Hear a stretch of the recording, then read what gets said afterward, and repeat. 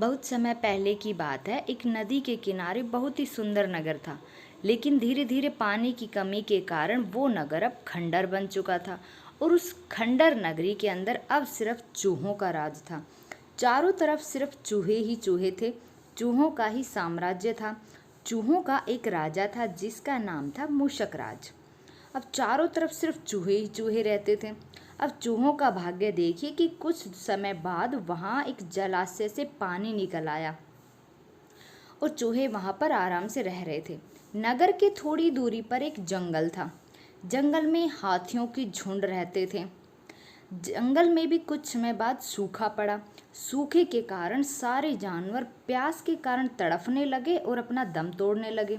यही हाल हाथियों का भी था। हाथियों के बच्चे भी प्यास के कारण मरने लगे थे।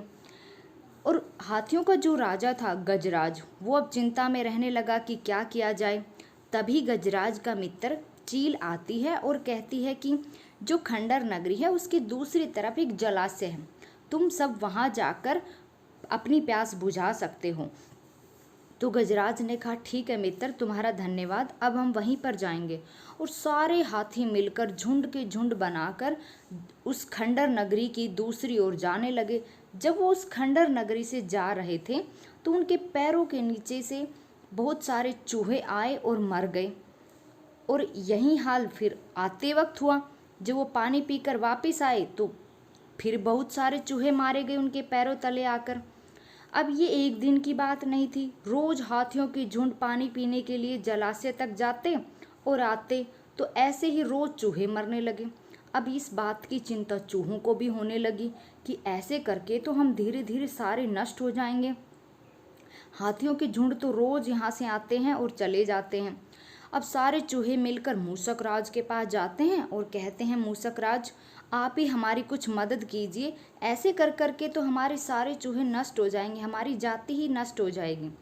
मूसक राज ने कहा, ठीक है, मैं जाऊंगा, गजराज से बात करूंगा, शायद वो हमारी विनती को सुन ले। अब मूसक राज जाता है गजराज के पास। गजराज आराम कर रहे थे तो वो कहता है कि हे मित्र, मैं चूहों का राजा मूसक राज हूँ और मैं आज आपसे एक निवेदन करने आया हूँ।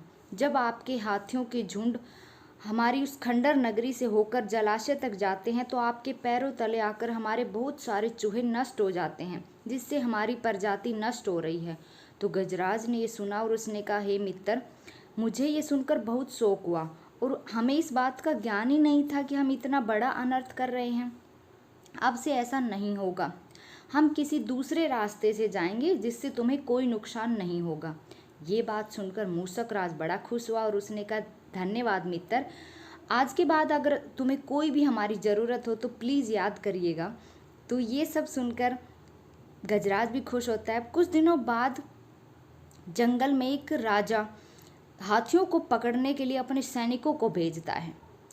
सैनिक हाथियों को पकड़ने के लिए जाल बिछाए जा रहे थे और उनको पकड़ रहे थे। गजराज भी इस चिंता में घूम रहा था कि अब क्या किया जाए। तभी उसका पैर भी एक छुपाए हुए जाल के ऊपर रखा गया, जिससे कि वो पकड़ा गया। और फिर वो चिंघाड़ने लगा जोर जोर से, लेकिन उसका कोई सेवक उसके पास नहीं आया। तभी उसका मित्र चील उसके पास आती और कहती है, हे गजराज, मैं तुम्हारी क्या मदद कर सकती हूँ। तो उसने कहा कि चील, मेरी सारी आस टूट चुकी है, अब तुम सिर्फ मूसक राज के पास जाओ, वही हमारी समस्या का हल कर सकता है। तो चील मूसक राज के पास जाती है तो मूसक राज भी अपने सारे सैनिकों को लेकर दौड़ कर चला आता है और आते ही उस जाल की रस्सी को काट देते हैं, पूरे जाल को काट देते हैं, जिससे कि गजराज आज़ाद हो जाता है।